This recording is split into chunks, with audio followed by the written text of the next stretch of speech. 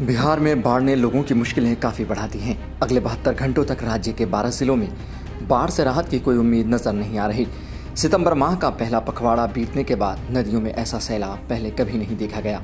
स्थिति यह है कि आधा दर्जन से अधिक नदियां 100 घंटे से अधिक समय से खतरे के निशान से ऊपर बह रही हैं। गंगा ने भी विकराल रूप धारण कर लिया है। हैरानी की बात यह है कि राज्य में बाढ़ का प्रकोप बिना बारिश के ही बरपा है।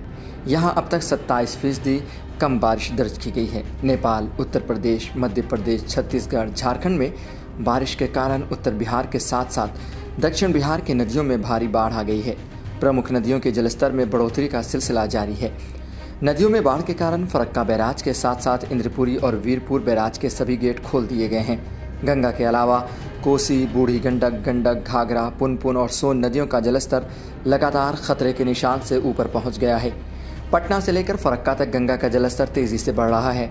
स्थिति ये है कि भागलपुर शहर के कई इलाकों में पानी घुस गया है। सबौर, कहलगांव, NH-80 पर घोषपुर के पास पानी बह रहा है। इस बीच शनिवार को राज्य के नए इलाकों में पानी फैलने से बाढ़ पीड़ितों की संख्या बढ़ गई। 12 जिलों के 61 ब्लॉकों की 327 ग्राम पंचायतों के लोगों पर स्थानांतरण का खतरा मंडरा रहा है। हालात को देखते हुए नीतीश सरकार ने राहत और बचाव कार्य तेज कर दिया है। निचले इलाकों में फंसे लोगों को निकालने के लिए NDRF और SDRF की मदद ली जा रही है। परिवहन के लिए 1280 नावों का परिचालन किया जा रहा है। चिकित्सा सहायता के लिए 18 नाव एम्बुलेंस संचालित की जा रही हैं। बाढ़ पीड़ितों के बीच अब तक 57,500 पॉलीथीन शीट, 11,000 सूखे राशन के पैकेट बांटे जा चुके हैं। विभिन्न जिलों में 8 राहत शिविर और 125 सामुदायिक आउटरीच केंद्र चलाए जा रहे हैं। मुख्यमंत्री नीतीश कुमार ने बाढ़ पीड़ितों को पूरी सहायता देने का निर्देश दिया है।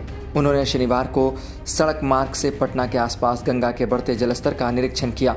उन्होंने दीघा घाट से कंगन घाट तक गंगा पथ का निरीक्षण किया। कंगन घाट, गांधी घाट और कृष्ण घाट पर रुककर गंगा के आसपास के इलाकों की स्थिति देखी और अधिकारियों से जानकारी ली। नीतीश कुमार ने पटना के DM को गंगा के किनारे के इलाकों में बढ़ते जलस्तर को देखते हुए सतर्क रहने और सभी तैयारियां रखने का निर्देश दिया है। उन्होंने कहा कि सरकारी खजाने पर पहला हक आपदा पीड़ितों का है। फिलहाल यह है कि अगले 72 घंटे बिहार के लिए मुश्किल भरे हैं।